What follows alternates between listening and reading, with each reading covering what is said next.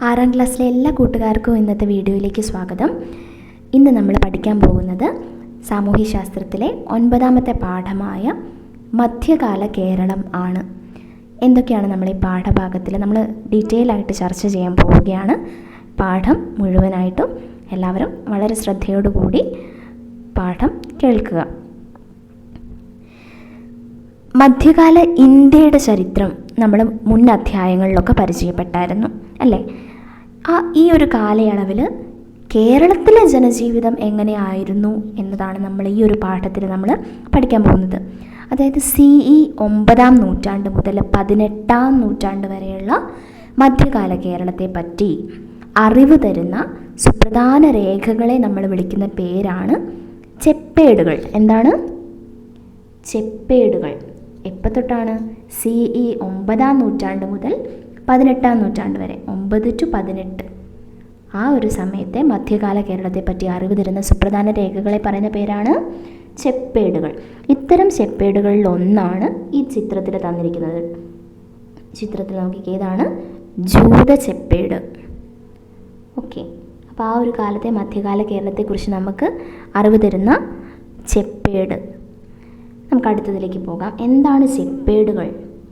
ചെപ്പേടുകൾ ചെമ്പ് തകിടിൽ ആലേഖനം ചെയ്ത ലിഖിതങ്ങളാണ് അല്ലേ? ചെമ്പ് തകിടിലാണ് ആലേഖനം ചെയ്യുന്നത്. നാടുവാഴികൾ ക്ഷേത്രങ്ങൾക്കും കച്ചവട സംഘങ്ങൾക്കും മറ്റും ചാർത്തി കൊടുത്ത അധികാര രേഖകൾ പ്രധാനമായും ചെപ്പേടുകളിലായിരുന്നു. അതായത് നാടുവാഴികൾ, റൂൾ ചെയ്യുന്ന ആൾക്കാരല്ലേ, ആ നാട് വാണിരുന്ന ആൾക്കാർ ആർക്ക്? ക്ഷേത്രങ്ങൾക്കും അതുപോലെ കച്ചവട സംഘങ്ങൾക്കൊക്കെ അവർക്കൊക്കെ വരുന്ന സമയത്ത് അവർക്ക് ചാർത്തി കൊടുക്കുന്ന അധികാര രേഖകൾ പ്രധാനമായിട്ടും ഈ ചെപ്പേട്, ഈ ചെമ്പ് തകിടിൽ ആലേഖനം ചെയ്തിട്ടാണ് കൊടുത്തിരുന്നത്. ചില ചെപ്പേടുകൾക്ക് ഉദാഹരണം ഇവിടെ പറയുന്നുണ്ട്. തെരിസാപ്പള്ളി ചെപ്പേട്, ജൂത ചെപ്പേട്. തെരിസാപ്പള്ളി ചെപ്പേട്, ജൂത ചെപ്പേട്. ചില ചെപ്പേടുകളിൽ നാടുവാഴികളുടെ എന്തും കൂടെ രേഖപ്പെടുത്തിയിട്ടുണ്ട്, ഭരണവർഷം കൂടി രേഖപ്പെടുത്തിയതായിട്ട് കാണാൻ പറ്റും. ഇതിൽ രേഖപ്പെടുത്തിയിട്ടുള്ള എഴുത്ത് നിങ്ങൾക്ക് പരിചയമുള്ളതാണോ? നമ്മൾ കണ്ടിട്ടില്ല അല്ലേ? ഈ എഴുത്തിന് നമ്മൾ പറയുന്ന പേരാണ് വട്ടെഴുത്ത്. എന്താ മക്കളെ? വട്ടെഴുത്ത് എന്ന പഴയകാല ലിപിയിലാണ് ഇത് എഴുതിയിരിക്കുന്നത്. മഹോദയപുരം ആസ്ഥാനമാക്കി മധ്യകാലഘട്ടത്തിൽ കേരളം ഭരിച്ചിരുന്ന ഭാസ്കര രവി അഞ്ചുവണ്ണം എന്ന കച്ചവട സംഘത്തിന് അനുവദിച്ചു കൊടുത്ത അവകാശങ്ങളാണ് ഈ രേഖയിലുള്ളത്. അതായത് നമ്മൾ കണ്ട ഈ ജൂത ചെപ്പേട്, ആ ജൂത ചെപ്പേടിൽ നിങ്ങൾ കാണുന്നത് എന്താണ്? മഹോദയപുരം ആസ്ഥാനമാക്കി മധ്യകാലഘട്ടത്തിൽ കേരളം ഭരിച്ചിരുന്ന ആരുടെ കാര്യം പറയുന്നത്? ഭാസ്കര രവി എന്ന് പറയുന്ന ആൾ അഞ്ചുവണ്ണം എന്ന കച്ചവട സംഘത്തിൻ്റെ പേരെന്താണ്? അഞ്ചുവണ്ണം. അവർക്ക് ആ കച്ചവട സംഘത്തിന് അനുവദിച്ചു കൊടുത്ത അവകാശങ്ങളാണ് ഈ രേഖയിലുള്ളത്. ഓക്കെ അല്ലേ? മഹോദയപുരമാണ് ആസ്ഥാനം. കേരളം ആ സമയത്ത് ഭരിച്ചിരുന്ന ഭാസ്കര രവി അഞ്ചുവണ്ണം എന്ന് പറയുന്ന കച്ചവട സംഘത്തിന് അനുവദിച്ചു കൊടുത്ത അവകാശങ്ങളാണ് ഈ രേഖയിലുള്ളത്. അപ്പോൾ നമ്മൾ അറിയണം, എവിടെയായിരുന്നു മഹോദയപുരം? അവിടുത്തെ മറ്റ് ഭരണാധികാരികൾ ആരൊക്കെയായിരുന്നു? അക്കാലത്തെ ജനജീവിതം എങ്ങനെയായിരുന്നു? ഇതൊക്കെ നമുക്ക് അന്വേഷിക്കണം അല്ലേ? അപ്പോൾ നമ്മൾ ആദ്യമായിട്ട് കേൾക്കാൻ പോകുന്നതാണ് ആര്? പെരുമാക്കൾ. ആരാണ്? പെരുമാക്കൾ. കേരളം ഉൾപ്പെടുന്ന പ്രാചീന തമിഴകത്തിൽ ആര് വരും? കേരളം കൂടെ ഉൾപ്പെടും അല്ലേ? ആ പ്രാചീന തമിഴകത്തിൽ മൂവേന്തന്മാരുടെ ഭരണമാണ് നിലനിന്നിരുന്നത്. മൂവേന്തന്മാരെ കുറിച്ചൊക്കെ നമ്മൾ ചെറിയ ക്ലാസ്സുകളിൽ പഠിച്ചിട്ടുണ്ട്. പ്രാചീന തമിഴകത്തെ പറ്റിയിട്ട് മുൻ ക്ലാസ്സിലും പറഞ്ഞിട്ടുണ്ട്. CE 9ാം നൂറ്റാണ്ടോടെ നമ്മൾ പറഞ്ഞു, CE 9ാം നൂറ്റാണ്ട് മുതൽ 18ാം നൂറ്റാണ്ട് വരെയുള്ള മധ്യകാല കേരളത്തിൽ അല്ലേ, അതിനെക്കുറിച്ച് വിവരങ്ങൾ കിട്ടുന്ന സാധനമാണ് ചെപ്പേട് എന്ന് പറയുന്നത്. അപ്പോൾ നമ്മൾ ഈ CE 9ാം നൂറ്റാണ്ടോടെയാണ് മഹോദയപുരം കേന്ദ്രമാക്കിയിട്ട് രാജഭരണം നിലവിൽ വരുന്നത്. ആസ്ഥാനത്തിൻ്റെ പേര് മറക്കരുത്, മഹോദയപുരം. അപ്പോൾ കേരളം ഉൾപ്പെടുന്ന പ്രാചീന തമിഴകം ആരാണ് ഭരിച്ചിരുന്നത്? മൂവേന്തന്മാരാണ്. അപ്പം ഈ മഹോദയപുരം കേന്ദ്രമാക്കി രാജഭരണം ഉണ്ടായിരുന്ന ഇവിടുത്തെ രാജാക്കന്മാരെയാണ് പെരുമാക്കൾ എന്ന് പറയുന്നത്. ഇന്നത്തെ ഏത് സ്ഥലങ്ങളാണത്? കൊടുങ്ങല്ലൂരും സമീപ പ്രദേശങ്ങളും. ഇന്ന് നമ്മൾ കാണുന്ന കൊടുങ്ങല്ലൂരും സമീപ പ്രദേശങ്ങളുമാണ് മഹോദയപുരം എന്നറിയപ്പെട്ടിരുന്നത്.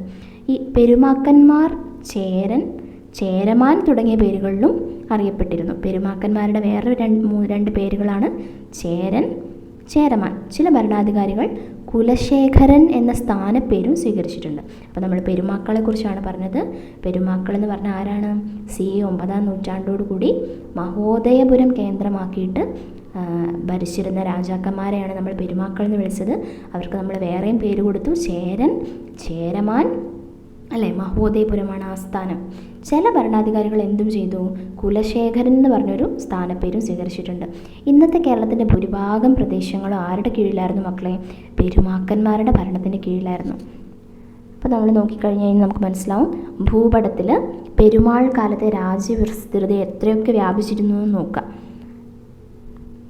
നമുക്കിനി ഭൂപടം നോക്കാം. പെരുമാൾ കാലത്തെ നാടുകൾ ഇത് കണ്ടോ?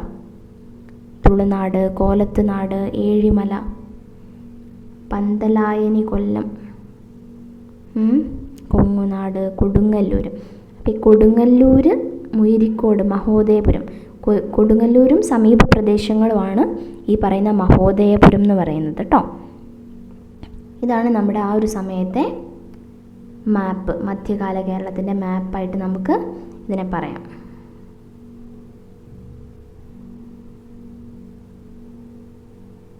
ഒന്ന് നന്നായിട്ട് മാപ്പ് നോക്കുക, സ്ഥലങ്ങളുടെ പേര് നോക്കുക.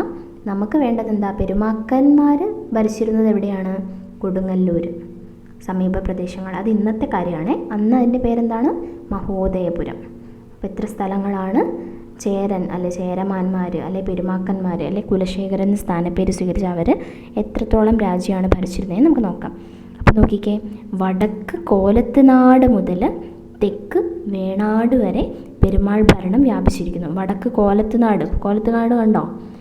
വടക്ക് കോലത്തുനാട് മുതൽ താഴെ അങ്ങോട്ട് തെക്ക് കണ്ടോ? വേണാട് എന്ന് പറഞ്ഞ സ്ഥലം കണ്ടോ?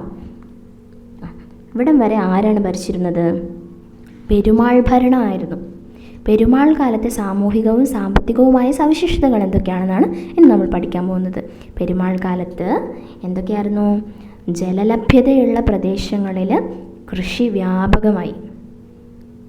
കാർഷിക ഗ്രാമങ്ങളിൽ ബ്രാഹ്മണർ അധികാരം സ്ഥാപിച്ചു.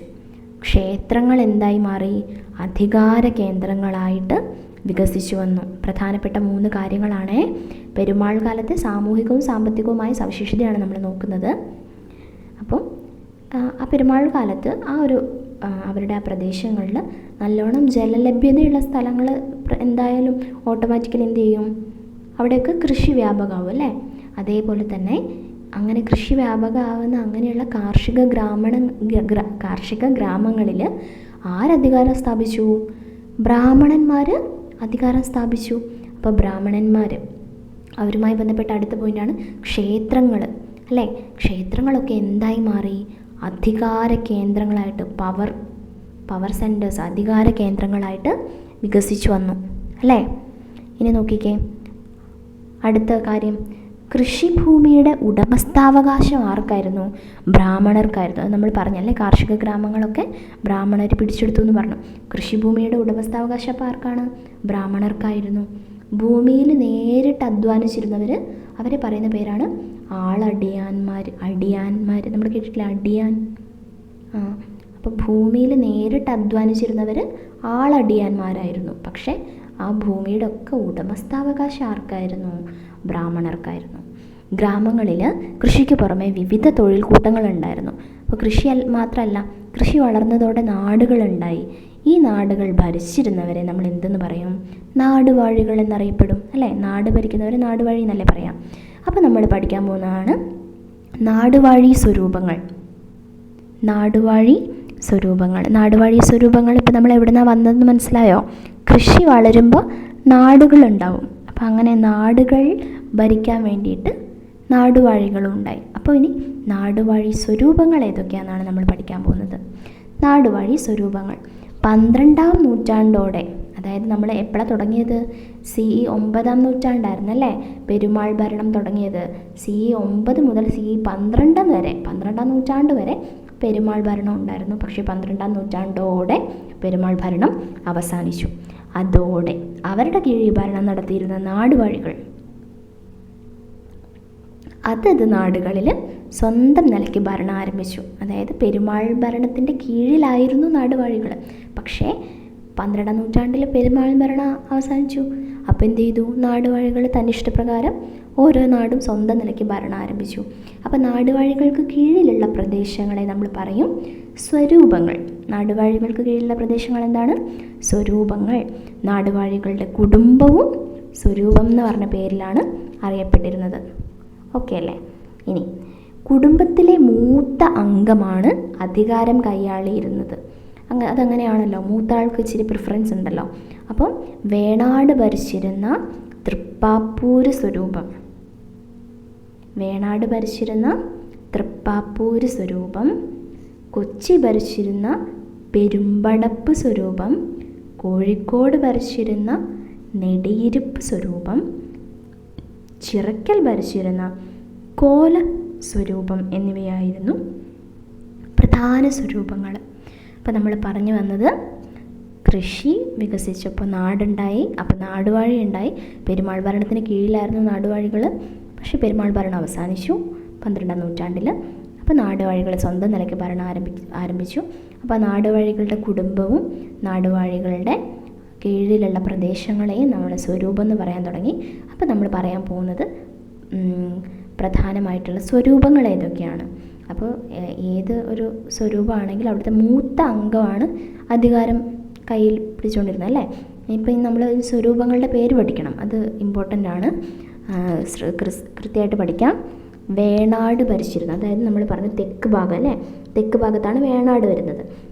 അപ്പോൾ നിങ്ങൾ തെക്ക് ഭാഗത്ത് നിന്ന് ഓർത്ത് വെച്ചാൽ മതി. വേണാട് തെക്ക് ഭാഗത്താണല്ലോ, അപ്പോൾ തായി തുടങ്ങും. തൃപ്പാപ്പൂര് സ്വരൂപം. ഇനി കൊച്ചി ഭരിച്ചിരുന്നതോ പെരുമ്പടപ്പ് സ്വരൂപം. കൊച്ചി എന്ന് പറഞ്ഞാൽ ഒരു പെരിയ സിറ്റിയാണെന്ന് ഓർത്താൽ മതി. കൊച്ചി ഭരിച്ചിരുന്നത് ഒരു പെരുമ്പടപ്പ് സ്വരൂപം. ഇനി കോഴിക്കോട് കണ്ടോ, കോഴിക്കോടിൻ്റെ അവസാനത്തെ ഡാ ഓർത്താൽ നെടിയിരിപ്പ്, അതിനകത്തുള്ള ഡായ ഓർത്തിരുന്നാൽ നിങ്ങൾക്ക് അത് ഓർത്ത് വെക്കാൻ പറ്റും. ഇതൊരു ക്ലൂ ആണേ, നിങ്ങൾക്ക് അതിന് നന്നായിട്ട് കോഡ് ഉണ്ടാക്കാൻ പറ്റും. കോഴിക്കോട് ഭരിച്ചിരുന്ന നെടിയിരിപ്പ് സ്വരൂപം. അതുപോലെ ചിറക്കൽ ഭരിച്ചിരുന്ന ചിറക്കൽ അല്ലേ, കോല സ്വരൂപം. ചിറക്കൽ കല്ല് എന്ന് പറയുമ്പോൾ അവിടെ ഒരു കല അല്ലേ, കോല. ചിറക്കൽ കോല സ്വരൂപം. അപ്പോൾ ഒന്ന് കാണാതെ പറഞ്ഞു നോക്കിക്കേ. വേണാട് എന്ന് പറയുമ്പോൾ തെക്കല്ലേ, അപ്പോൾ തൃപ്പാപ്പൂര് സ്വരൂപം. ഇനി കൊച്ചി എന്ന് പറയുമ്പോൾ ഒരു പെരിയ സിറ്റി, അപ്പോൾ പെരുമ്പടപ്പ് സ്വരൂപം. കോഴിക്കോട് ഡ അപ്പോൾ നെടിയിരിപ്പ് സ്വരൂപം. ചിറക്കൽ ഭരിച്ചിരുന്ന ചിറക്കൽ കോല സ്വരൂപം. ഇതായിരുന്നു പ്രധാന സ്വരൂപങ്ങൾ. നാടുകൾ തമ്മിൽ സമ്പത്തിലും സൈനിക ശക്തിയിലും വ്യത്യാസങ്ങളുണ്ടായിരുന്നു, അതുണ്ടാവുമല്ലോ. ആധിപത്യത്തിന് വേണ്ടി നാടുവാഴികൾ പരസ്പരം പോരടിച്ചു. ഇത് കണ്ടോ, മെയിനായിട്ട് ചോദിക്കുന്നതാണ്. വേണാട് തൃപ്പാപ്പൂര് സ്വരൂപം അല്ലേ, കൊച്ചിയാണെങ്കിലോ പെരുമ്പടപ്പ് അല്ലേ, കോഴിക്കോട് നെടിയിരിപ്പ്, ചിറക്കലാണെങ്കിൽ ഏത് വരും പറഞ്ഞേ, ചിറക്കലാണെങ്കിൽ കോലസ്വരൂപം. ഇനി നമുക്ക് അടുത്ത ഭാഗത്തേക്ക് പോകാം. കച്ചവടം. മധ്യകാല കേരളത്തിലുണ്ടായിരുന്ന കച്ചവടം എന്തൊക്കെയായിരുന്നു എന്ന് അറിയണ്ടേ. മധ്യകാല കേരളത്തിൽ പുറം നാടുകളുമായുള്ള കച്ചവടവും പ്രാദേശിക കച്ചവടവും പുരോഗതി പ്രാപിച്ചിരുന്നു. എന്തൊക്കെ വിഭവങ്ങളാകും നമ്മുടെ ദേശത്ത് നിന്ന് കൈമാറ്റം ചെയ്തിട്ടുണ്ടാവുക? നമ്മുടെ ഇവിടെ കൃഷി ചെയ്യുന്നതെല്ലാം കൈമാറ്റം ചെയ്തിട്ടുണ്ടാകും. പ്രധാനമായിട്ടും സുഗന്ധവ്യഞ്ജനങ്ങളല്ലേ, ഏലം, ഇഞ്ചി, കുരുമുളക് പോലുള്ള സുഗന്ധവ്യഞ്ജനങ്ങളൊക്കെ പുറം നാടുകളുമായിട്ട് നമ്മൾ കച്ചവടം ചെയ്ത് അങ്ങനെ പുരോഗതി പ്രാപിച്ചിരുന്നു. ഇതുപോലെ പുറം നാട്ടിലെ ഉൽപ്പന്നം ഇങ്ങോട്ടേക്ക് എത്തൂലേ, ഇവിടുത്തെ വിപണിയിൽ എത്തുമല്ലോ. അതേതൊക്കെയായിരുന്നു ഇങ്ങോട്ടേക്ക്, പുറം നാട്ടിൽ നിന്ന് ഇങ്ങോട്ട് എത്തിയത് എന്തൊക്കെയാണ്? കളിമൺ പാത്രങ്ങൾ, മീൻ വലകൾ, പട്ട്. തുടക്കത്തിൽ കച്ചവടം പ്രധാനമായും സാധനങ്ങൾക്ക് പകരം സാധനങ്ങൾ കൈമാറുന്ന രീതിയായിരുന്നു. നമ്മൾ കേട്ടിട്ടുണ്ടാവും ബാർട്ടർ സിസ്റ്റം അല്ലേ, അതായത് ഒരു സാധനം കൊടുത്ത് ഒരു സാധനം മേടിക്കുക, മീൻ കൊടുത്ത് നെല്ല് അരി മേടിക്കുക അല്ലേ. സാധനം കൊടുക്കുന്നു, സാധനം തിരിച്ചു കിട്ടുന്നു. നമുക്ക് വേണ്ട സാധനം അവർക്ക് വേണ്ട സാധനം. അപ്പോൾ അങ്ങനെ നമുക്ക് എക്സ്ട്രാ ഉള്ള സാധനം നമ്മൾ വിൽക്കുന്നു, അവരുടെ കയ്യിലുള്ളത് നമ്മൾ മേടിക്കുന്നു. അപ്പോൾ പക്ഷേ അത് ഒരു നഷ്ടമായി തോന്നി തുടങ്ങി അല്ലേ. അപ്പോൾ ചിലതിന് വാല്യൂ കൂടുതലായിരിക്കും. അപ്പോൾ എന്ത് സംഭവിച്ചു? അപ്പോൾ ഒരു നാണയം എന്നുള്ള അല്ലെങ്കിൽ ഒരു പൈസ കൊടുത്ത് ഒരു സ്റ്റാൻഡേർഡ് ഇത് വേണം. അപ്പോൾ അങ്ങനെയാണ് എന്ത് കൊടുത്തു തുടങ്ങിയത്? നാണയം നൽകി സാധനങ്ങൾ മേടിക്കാൻ തുടങ്ങിയത്. അഞ്ചുവണ്ണം നമ്മൾ നേരത്തെ കേട്ടു. അഞ്ചുവണ്ണം എന്ന് പറയുന്നത് എന്താണ്? ഒരു കച്ചവട സംഘമാണ് അല്ലേ. മണിഗ്രാമം തുടങ്ങിയ പേരുകളിൽ കച്ചവട സംഘങ്ങൾ അന്ന് നിലനിന്നിരുന്നു. അപ്പോൾ വ്യാപാരത്തിൻ്റെ പ്രാധാന്യം മനസ്സിലാക്കിയ പെരുമാക്കന്മാർ കച്ചവട സംഘങ്ങൾക്ക് വേണ്ട സഹായം ചെയ്തു കൊടുത്തു. അതിൻ്റെ ഒരു രേഖയാണ് നമ്മൾ കണ്ടത് ആദ്യം തുടക്കത്തിൽ, ജൂതച്ചെപ്പേട്. അപ്പോൾ കച്ചവട ചുങ്കം അക്കാലത്തെ പ്രധാന വരുമാന മാർഗ്ഗമായിരുന്നു. അതായത് ഇതുപോലെയുള്ള കച്ചവട സംഘങ്ങൾക്ക്, അഞ്ചുവണ്ണം, മണിഗ്രാമം പോലുള്ള കച്ചവട സംഘങ്ങൾക്ക് ഈ പെരുമാക്കന്മാർ എന്തു ചെയ്യും? വേണ്ട സഹായമൊക്കെ ചെയ്തു കൊടുക്കും. അപ്പം വ്യാപാരത്തിലൂടെ ഈ നാടുവാഴികൾക്ക് നല്ല പൈസ കിട്ടും. അപ്പോൾ കച്ചവട ചുങ്കം, ടാക്സ് പോലത്തെ അക്കാലത്തെ ഒരു പ്രധാന വരുമാന മാർഗ്ഗമായിരുന്നു. ഇനി അഞ്ചുവണ്ണം, മണിഗ്രാമം എന്നൊക്കെ പറഞ്ഞാൽ എന്താ മക്കളെ? കച്ചവട സംഘമാണ്, മറക്കരുത്. CE 9 മുതൽ 13 വരെ നൂറ്റാണ്ടുകളിൽ കേരളത്തിൽ കച്ചവടം നടത്തിയ സംഘങ്ങളാണ്. ഇവരുടെ പ്രധാന വ്യാപാര കേന്ദ്രം ഏതാണെന്നറിയാമോ? കേരളത്തിൻ്റെ കടൽത്തീര പട്ടണങ്ങളായിരുന്നു ഇവരുടെ പ്രധാന വ്യാപാര കേന്ദ്രങ്ങൾ. ഇനി നമുക്ക് നോക്കാം എന്താ അങ്ങാടികൾ എന്ന് പറഞ്ഞാൽ എന്താണെന്ന് നോക്കാം. അക്കാലത്ത് സമുദ്ര വാണിജ്യത്തിൽ വലിയ പുരോഗതി ഉണ്ടായി. സമുദ്ര വാണിജ്യം കയറ്റുമതി ചെയ്തിരുന്ന ഉൽപ്പന്നങ്ങളുടെ ആവശ്യം വർദ്ധിച്ചു. ഉൾനാടുകളിൽ ഇത്തരം ഉൽപ്പന്നങ്ങളുടെ കൃഷി വ്യാപിച്ചു. അപ്പോൾ ആവശ്യം കൂടുന്നതിനനുസരിച്ചിട്ട് കൃഷി വ്യാപിക്കും, അതിനനുസരിച്ച് നമുക്ക് വരുമാനം കിട്ടുമല്ലോ. അപ്പോൾ ഗ്രാമങ്ങളിൽ ഉൽപ്പാദിപ്പിക്കുന്ന വിഭവങ്ങൾ അങ്ങാടികളിൽ കൊണ്ടുവന്ന് കൈമാറി. അപ്പോൾ ഈ ഗ്രാമങ്ങളിൽ ഒരുപാട് സാധനം ഉൽപ്പാദിപ്പിക്കുന്നുണ്ട്.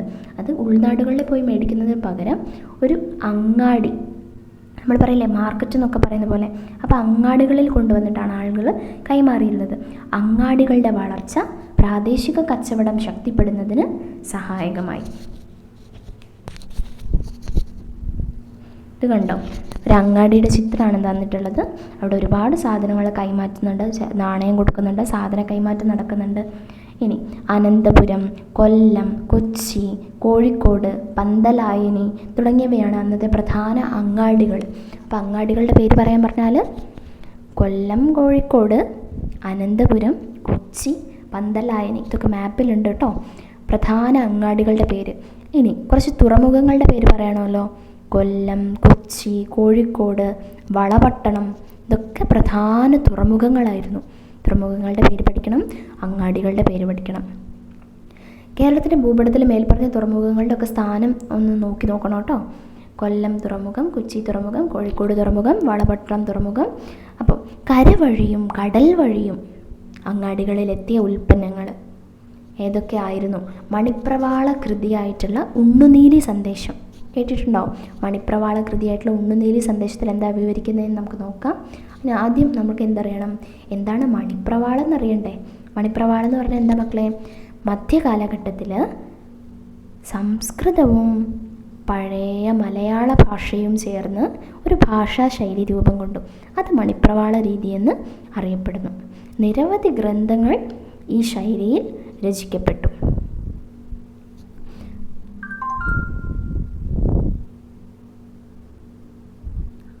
മണിപ്രവാളം എന്ന് പറഞ്ഞാൽ എന്താണ്? അപ്പോൾ ഏതൊക്കെ ഭാഷകളാണ്? സംസ്കൃതവും പഴയ മലയാള ഭാഷയും അല്ലേ? അത് ചേർന്നിട്ടുള്ള ഭാഷാശൈലിയാണ് നമ്മൾ മണിപ്രവാള രീതി എന്ന് പറയുന്നത്. ആ രീതിയിൽ ഒരുപാട് ഗ്രന്ഥങ്ങൾ രചിക്കപ്പെട്ടിട്ടുണ്ട്. ഇനി ഇവിടെ നോക്കിയാൽ കാണാൻ പറ്റും ഉണ്ണുനീലി സന്ദേശം.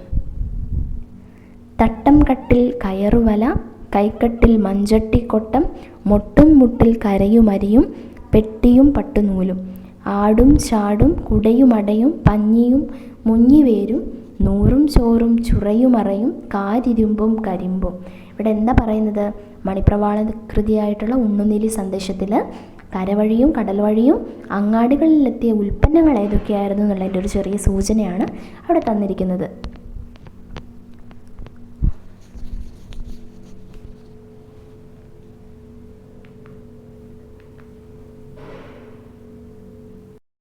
അങ്ങാടിയിൽ നിന്ന് അക്കാലത്ത് ലഭിച്ചിരുന്ന സാധനങ്ങൾ എന്തെല്ലാമാണ് എന്നൊന്ന് പട്ടികപ്പെടുത്താൻ പറ്റുമോ? അപ്പോൾ മുൻ അധ്യായത്തിൽ പല സഞ്ചാരികളും വ്യാപാരത്തെപ്പറ്റി വിവരിച്ച് നിങ്ങൾ ഓർക്കുന്നുണ്ടാവും. 15-ാം നൂറ്റാണ്ടിൽ കേരളത്തിലെത്തിയ മാഹ്വാൻ എന്ന ചൈനീസ് സഞ്ചാരി കോഴിക്കോട് തുറമുഖത്തെയും അവിടുത്തെ കച്ചവടത്തെയും പറ്റി വിവരിച്ചതൊന്ന് നോക്കാം. മാഹ്വാൻ കേട്ടോ, ഒരു ചൈനീസ് സഞ്ചാരിയാണ്. ചൈനയിൽ നിന്നൊരു കപ്പലെത്തുമ്പോൾ രാജാവിൻ്റെ പ്രതിനിധിയായ ഷാബന്ദർ ഗോയയും ഒരു ദല്ലാളും കപ്പലിലെത്തും. കപ്പലിലെ വസ്തുക്കളുടെ പട്ടിക തയ്യാറാക്കി ചരക്ക് വില കണക്കാക്കാൻ ഒരു ദിവസം നിശ്ചയിക്കും. ആദ്യം പട്ടുവസ്ത്രങ്ങൾ. വില നിശ്ചയിച്ചു കഴിഞ്ഞാൽ പ്രതിജ്ഞ എടുക്കുമായിരുന്നു. നിങ്ങളുടെ ചരക്കുകളുടെ വില ഇപ്പോൾ നിശ്ചയിച്ചിരിക്കുന്നു, ഒരു കാരണവശാലും അതിൽ മാറ്റങ്ങൾ വരുത്താൻ പാടുള്ളതല്ല. ഇങ്ങനെ ദല്ലാളന്മാർ ഉറപ്പിക്കുന്ന വിലയ്ക്കാണ് വസ്തുക്കൾ കൈമാറ്റം ചെയ്തിരുന്നത്. അപ്പം മാഹ്വാൻ്റെ വിവരണത്തിൽ നിന്ന് കോഴിക്കോട്ടത്തെ കച്ചവടത്തെക്കുറിച്ച് കിട്ടുന്ന വിവരമാണ് നമ്മൾ കണ്ടത്. നമുക്ക് അടുത്ത ഭാഗത്തേക്ക് പോകാം. ഭാഷാ സാഹിത്യം, കല. ഉണ്ണുനീലി സന്ദേശത്തിലെ ചില വരികൾ നിങ്ങൾ വായിച്ചല്ലോ. ഈ സാഹിത്യം രൂപപ്പെട്ടത് എപ്പോഴാണ്? കേരളക്കരയിൽ പ്രാചീന കാലം തൊട്ട് മലയാള ഭാഷ നിലവിലുണ്ടായിരുന്നോ? കേരളം മലയാള ദേശം എന്നറിയപ്പെടാറുണ്ട്. എങ്ങനെയായിരിക്കും ഈ പേര് വന്നത്? അപ്പം എങ്ങനെയാണ് പേര് വന്നതെന്ന് നമുക്ക് നോക്കാം. മലയാളം തമിഴിൽ നിന്ന് രൂപപ്പെട്ടു വന്ന ഭാഷയാണെന്ന് പൊതുവെ കരുതപ്പെടുന്നു. തമിഴിൽ നിന്നാണ് വന്നത്. സംസ്കൃതവും മലയാള ഭാഷയുടെ വികാസത്തിൽ ഏറെ സ്വാധീനം ചെലുത്തിയിട്ടുണ്ട്. ഏതൊക്കെ രണ്ട് ഭാഷയാണ്? മണിപ്രവാളം മലയാളവും സംസ്കൃതവും ആട്ടോ. വട്ടെഴുത്ത്, കോലെഴുത്ത് എന്നീ ലിപികളിലാണ് പഴയ മലയാളം എഴുതിയിരുന്നത്. വട്ടെഴുത്ത് നമ്മൾ കണ്ടു ജൂത ചെപ്പേടിലല്ലേ? വട്ടെഴുത്ത്, കോലെഴുത്ത്. ഇനി നമ്മൾ കേട്ടിട്ടുള്ളതാണ് ചെറുശ്ശേരിയുടെ കൃഷ്ണഗാഥ, എഴുത്തച്ഛൻ്റെ രാമായണം, മഹാഭാരതം, കിളിപ്പാട്ടുകൾ, കുഞ്ചൻ നമ്പ്യാരുടെ തുള്ളൽ കൃതികൾ എന്നിവയൊക്കെ മലയാള ഭാഷയുടെ വികാസത്തിന് വഴിതെളിച്ചു. കൂട്ടുകാർ കേട്ടിട്ടില്ലേ? ചെറുശ്ശേരി, എഴുത്തച്ഛൻ, കുഞ്ചൻ നമ്പ്യാർ, ഇവരാരാണ്? പ്രാചീന കവിത്രയം അല്ലേ? 17-ാം നൂറ്റാണ്ടിൽ ഒരു ഖ്വാസി മുഹമ്മദ് അറബി മലയാളത്തിൽ രചിച്ച മുഹീദ്ദീൻ മാല, ഇമ്പോർട്ടൻ്റ് ആട്ടോ ഈ കൃതികളുടെയൊക്കെ പേര്. ചെറുശ്ശേരിയുടെ കൃഷ്ണഗാഥ, എഴുത്തച്ഛൻ്റെ രാമായണം, മഹാഭാരതം, കിളിപ്പാട്ടുകൾ, കുഞ്ചൻ നമ്പ്യാരുടെ തുള്ളൽ കൃതികൾ, അതുപോലെ ഖ്വാസി മുഹമ്മദിൻ്റെ മുഹീദ്ദീൻ മാല, അതുപോലെ 18-ാം നൂറ്റാണ്ടിൽ അർണോസ് പാതിരി രചിച്ച പുത്തൻ പാന, അർണോസ് പാതിരി മലയാള ഭാഷയുടെ പുരോഗതിക്ക് സഹായകമായി. ഇവയ്ക്ക് പുറമെ വടക്കം പാട്ടുകൾ, തെക്കം പാട്ടുകൾ, തൊഴിൽ പാട്ടുകൾ ഇതൊക്കെ മലയാള ഭാഷയെ കൂടുതൽ ജനകീയമാക്കി. ഇനി അറബി മലയാളം നമുക്ക് നോക്കാം. കേരളത്തിലെ മുസ്ലിങ്ങൾക്കിടയിൽ പ്രചാരത്തിലുണ്ടായിരുന്ന ഒരു സങ്കര ഭാഷയാണ് അറബി മലയാളം. അറബി എന്ന് പറയുമ്പോൾ തന്നെ മുസ്ലിങ്ങളുമായി ബന്ധപ്പെട്ടതാണ് നമുക്ക് ഊഹിക്കാം അല്ലേ? അറബി ലിപിയായിരുന്നു ഇത് എഴുതാൻ ഉപയോഗിച്ചിരുന്നത് അടുത്ത് നിന്നല്ലേ. അപ്പോൾ വിവിധ തരം പാട്ടുകളിലെ വരികൾ ശേഖരിക്കും. നോക്കിക്കേ, ഒരുപാട് കലാരൂപങ്ങളാണ് ഇവിടെ തന്നിരിക്കുന്നത്. ചില കലാരൂപങ്ങൾ നിങ്ങൾക്ക് അറിയാവുന്നതായിരിക്കും. മാർഗ്ഗംകളി, ഒപ്പന, കഥകളി അല്ലേ, ഓട്ടം തുള്ളൽ. നോക്കാം നമുക്ക്. മുകളിൽ നൽകിയ ചിത്രങ്ങൾ ശ്രദ്ധിക്കൂ. ഏതെല്ലാം കലാരൂപങ്ങളാണവ എന്ന് പറയാമോ? മധ്യകാല കേരളത്തിൽ വികാസം പ്രാപിച്ച കലാരൂപങ്ങളിൽ ചിലതാണിവ അല്ലേ. അപ്പോൾ മധ്യകാലത്തെ കലാരൂപങ്ങൾ ഏതൊക്കെയാണെന്ന് നമ്മൾ അറിഞ്ഞിരിക്കണം. ക്ഷേത്രങ്ങൾ കേന്ദ്രീകരിച്ചിട്ട് നൃത്തം, സംഗീതം തുടങ്ങിയ കലകൾ വളർന്നു വന്നു. ക്ഷേത്രങ്ങളിൽ നൃത്തവും സംഗീതമൊക്കെ, കൂത്ത്, കൂടിയാട്ടം, കഥകളി തുടങ്ങിയ കലകൾ ക്ഷേത്രങ്ങളോട് ചേർന്ന കൂത്തമ്പലങ്ങളിലാണ് അരങ്ങേറിയിരുന്നത്. ക്ഷേത്രമായിട്ട് അതിൻ്റെ അടുത്ത് തന്നെയുള്ള ഒരു സംഭവമാണ് കൂത്തമ്പലം. അവിടെയാണ് കൂത്ത്, കൂടിയാട്ടം, കഥകളി പോലുള്ള കലകളൊക്കെ അരങ്ങേറിയിരുന്നത്. ഈ കലകളെ നമ്മൾ എന്ത് പറയും? ക്ഷേത്ര കലകൾ എന്നറിയപ്പെടും. ഏതൊക്കെയാണ്? കൂത്ത്, കൂടിയാട്ടം, കഥകളി, ക്ഷേത്രകലകൾ. ഇനി കാവുകളിലും മറ്റ് ആരാധനായിടങ്ങളിലും നടത്തപ്പെടുന്നത് എവിടെയാണ്? കാവുകളിലും ആരാധനായിടങ്ങളിലും. തെയ്യം, തിറ, കളംപാട്ട് ഇതൊക്കെ എന്താ മക്കളെ? അനുഷ്ഠാന കലകൾ. അവ ക്ഷേത്രകലകളേക്കാൾ ജനകീയമായിരുന്നു അല്ലേ? ക്ഷേത്രകല എന്ന് പറഞ്ഞാൽ എന്താണ്? ക്ഷേത്രവുമായി ബന്ധപ്പെട്ടിട്ട് ആ പ്രധാനപ്പെട്ട ആളുകൾക്കൊക്കെ മാത്രം, അത്രയും ജനകീയമല്ലായിരുന്നു. ആൾക്കാർക്ക് ഒരുപാട് പേർക്ക് കാണാൻ പറ്റില്ല. ആ ജാതിയിലുള്ളവർക്ക് മാത്രമേ കാണാൻ പറ്റുള്ളൂ അല്ലേ? ക്ഷേത്രത്തിൽ അങ്ങനെ പ്രവേശനം ആ ഒരു കാലത്തൊക്കെ നിഷിദ്ധമായിരുന്നല്ലോ. അപ്പം ക്ഷേത്രകലകൾ, കൂത്ത്, കൂടിയാട്ടം, കഥകളിയൊക്കെ. പക്ഷേ നമ്മുടെ അനുഷ്ഠാന കലകൾ, തെയ്യം, തിറ, കളംപാട്ടൊക്കെ കാവുകളിലൊക്കെയാണ് നടത്തുന്നത്. അപ്പോൾ ആൾക്കാർക്ക് പോകാം. അപ്പോൾ അത് കുറച്ചും കൂടെ ജനകീയമായിരുന്നു, ആൾക്കാർക്ക് കുറച്ചും കൂടെ ഇഷ്ടമായിരുന്നു. ക്ഷേത്രങ്ങളിൽ കലകൾ അരങ്ങേറുന്ന വേദി അറിയപ്പെടുന്ന ഏത് പേരിലാണ്? കൂത്തമ്പലങ്ങളല്ലേ. അനുഷ്ഠാന കലകൾ ജനകീയമായിരുന്നു എന്തുകൊണ്ടാണെന്ന് നിങ്ങൾക്ക് ഊഹിക്കാവുന്നതേ ഉള്ളൂ. ഇവ കൂടാതെ വിവിധ മതവിഭാഗങ്ങളുടെ അനുഷ്ഠാനങ്ങളുടെയും ആഘോഷങ്ങളുടെയും ഭാഗമായി നടത്തിയിരുന്ന പല കലകളും ഉണ്ടായിരുന്നു. ഒപ്പന മുസ്ലിങ്ങളുടെ അല്ലേ, മാർഗ്ഗംകളി, ചവിട്ട് നാടകം ക്രിസ്ത്യൻസിൻ്റെ തുടങ്ങിയവ ഇതിനുദാഹരണമാണ്. ഇനി നമുക്ക് വിജ്ഞാനം എന്ന് പറഞ്ഞ മേഖലയിലേക്ക് വരാം. വൈജ്ഞാനിക മേഖലയിലും മധ്യകാല കേരളം മികച്ച പുരോഗതി കൈവരിച്ചിരുന്നു. മധ്യകാല കേരളത്തിൽ വൈജ്ഞാനിക മേഖലയും നല്ല പുരോഗതിയായിരുന്നു. പെരുമാൾ കാലത്തെ പ്രധാന ജ്യോതിശാസ്ത്രജ്ഞനായിരുന്നു ആര്? ശങ്കരനാരായണൻ.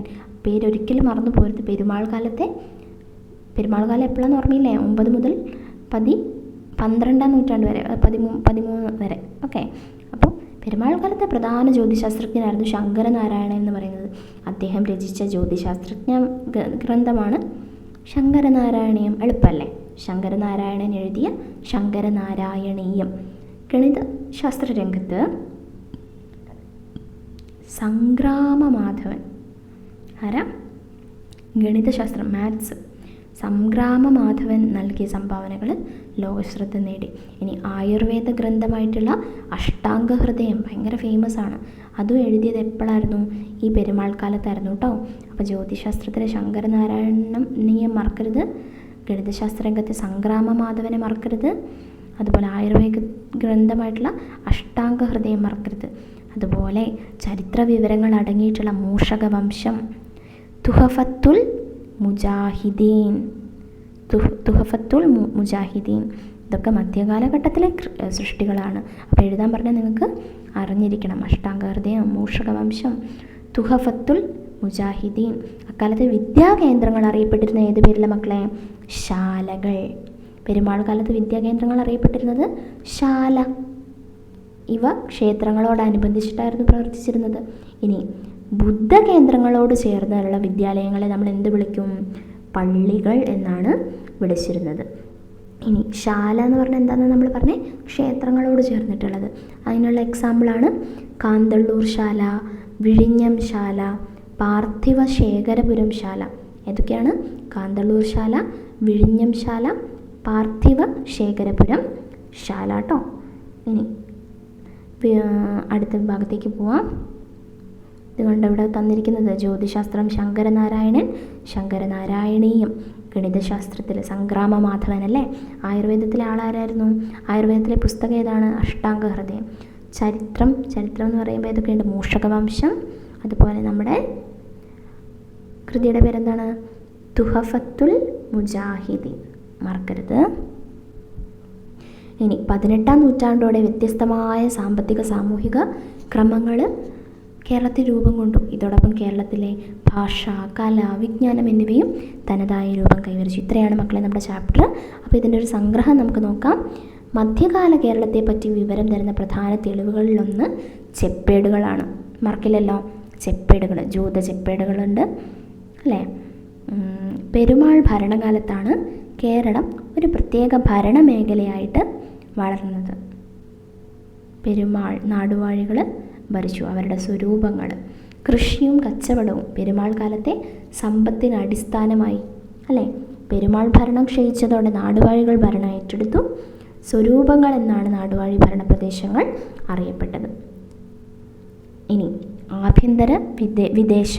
ആഭ്യന്തരം എന്ന് പറഞ്ഞാൽ എന്താ മക്കളെ? നമ്മുടെ നാടിൻ്റെ ഉള്ളിൽ തന്നെയുള്ള കാര്യങ്ങൾ.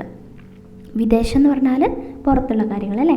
ആഭ്യന്തര വിദേശ വ്യാപാരം ശക്തിപ്പെടുകയും പുതിയ അങ്ങാടികളുടെ പേര് മറക്കരുത്, തുറമുഖങ്ങളും വളർന്നു വരികയും ചെയ്തു. മലയാള ഭാഷ വികാസം പ്രാപിച്ചു. വട്ടെഴുത്ത്, കോലെഴുത്തൊന്നും മറക്കരുത്, മണിപ്രവാളം. സാഹിത്യം, കല, വിജ്ഞാനം എല്ലാ മേഖലയിലും പുരോഗതി കൈവരിച്ചു. അപ്പോൾ മധ്യകാല കേരളത്തെക്കുറിച്ചിട്ടുള്ള വിവരങ്ങൾ നൽകുന്ന പ്രധാന തെളിവാണ് ചെപ്പേടുകൾ. പെരുമാക്കന്മാരുടെ ഭരണം കേരളത്തെ ഒരു പ്രത്യേക മേഖലയായി വളർത്തി അല്ലേ? ആഭ്യന്തര തുറമുഖ കച്ചവടത്തിൻ്റെ വളർച്ച, അതുപോലെ മലയാള ഭാഷ, സാഹിത്യം, വിജ്ഞാനം. ചോദ്യങ്ങൾ: പെരുമാൾ കാലത്തെ സാമൂഹ്യ ജീവിതത്തെക്കുറിച്ച് കുറിപ്പ് തയ്യാറാക്കുക അല്ലേ? പെരുമാൾ കാലത്തെ സാമൂഹ്യ ജീവിതം, കൃഷി, അതിനെക്കുറിച്ചൊക്കെ നമുക്ക് എഴുതാം. കേരളത്തിലെ ഗ്രാമങ്ങളുടെ വളർച്ചയും കൃഷിയുടെ വ്യാപനവും. ഗ്രാമങ്ങൾ വളർന്നപ്പോഴാണ് നാടുകൾ, ബ്രാഹ്മണർ അധികാരം ഏറ്റെടുത്തു. അടിയാളന്മാർ അല്ലേ? കൃഷി വ്യാപിച്ചു. അങ്ങനെ വ്യാപാരം. അപ്പോൾ കച്ചവട സംഘങ്ങൾക്ക് രേഖ കൊടുത്ത് അവർക്ക് അധികാരങ്ങൾ കൊടുത്തു. അപ്പം വരുമാനം കൂടി, പുരോഗതി ഉണ്ടായി അല്ലേ? അപ്പോൾ ഈ കാര്യങ്ങളൊക്കെ നമുക്ക് എഴുതാം. മധ്യകാല കേരളത്തിലെ ആഭ്യന്തര തുറമുഖ കച്ചവടത്തെക്കുറിച്ചിട്ട് പറയാം നമുക്ക്. അതുപോലെ മധ്യകാല ഘട്ടത്തിൽ കേരളത്തിൽ നിന്ന് കയറ്റുമതി ചെയ്തത് ഇവിടേക്ക് ഇറക്കുമതി ചെയ്തത്. കയറ്റുമതി എന്ന് പറഞ്ഞാൽ നമ്മൾ അങ്ങോട്ട് കയറ്റുക, ഇറക്കുമതി എന്ന് പറഞ്ഞാൽ വിദേശത്ത് നിന്ന് ഇങ്ങോട്ട്. ഓക്കെ. മലയാള ഭാഷയുടെയും സാഹിത്യത്തിൻ്റെയും വളർച്ചയെക്കുറിച്ചിട്ട്,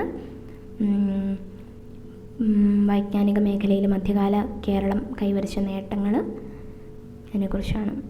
തുടർ പ്രവർത്തനമായിട്ട് തന്നിട്ടുണ്ട്. കേരളീയ കലകളുടെ ചിത്രങ്ങൾ ശേഖരിച്ച് ആൽബം തയ്യാറാക്കാൻ. ഓക്കെ, അപ്പോൾ ഇത് വിലയിരുത്താം, നിങ്ങൾ സ്വയം വിലയിരുത്തിയ ഈ പാഠഭാഗം നന്നായി മനസ്സിലാക്കിയോന്ന്. ഓക്കെ,